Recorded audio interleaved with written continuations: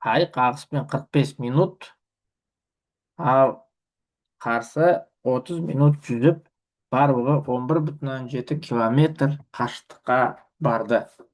Ағыс жылдамдығы 1,8 километр сағат. Қайықтың меншікті жылдамдығын табыңыз.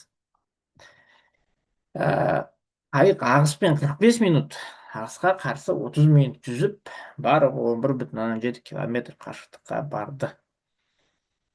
Ағыс қайықтың меншікті жылдамдығын x дейміз ғой.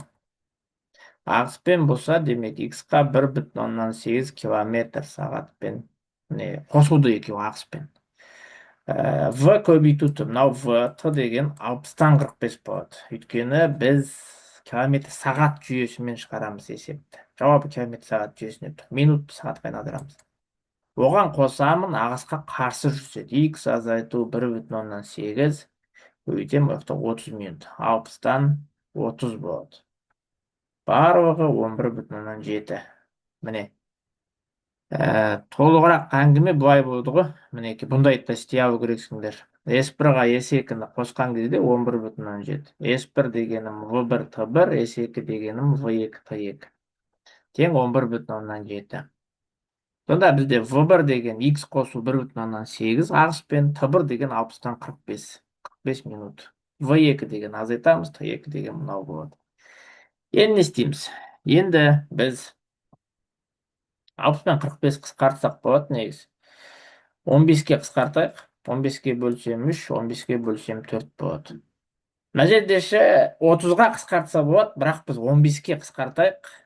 Неге? Өйткені 15-ке қысқартсақ 2, 4 болады. Ортақ бөлім болады, 4. Бәрін 4-ке көбейтіп жіберейік, реттестіргіш қылып ше.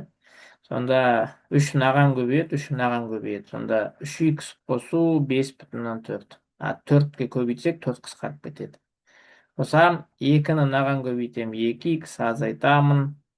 1,8, 3,4 қысқарады. Ал 11,7-ні 4-ке көбейтсек, 11,7 көбейтем 4 тең 46,8 болады. 46,8. 3x-қа 2x-ті қоссақ, бізде 5x болады.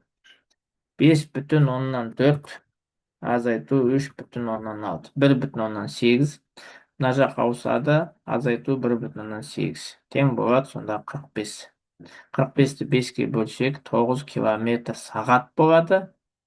9 километр сағат дегенім бізде міне мынау. Е жауабы тұр. Е жауабы дұрыс. 9 километр сағат. Осылай.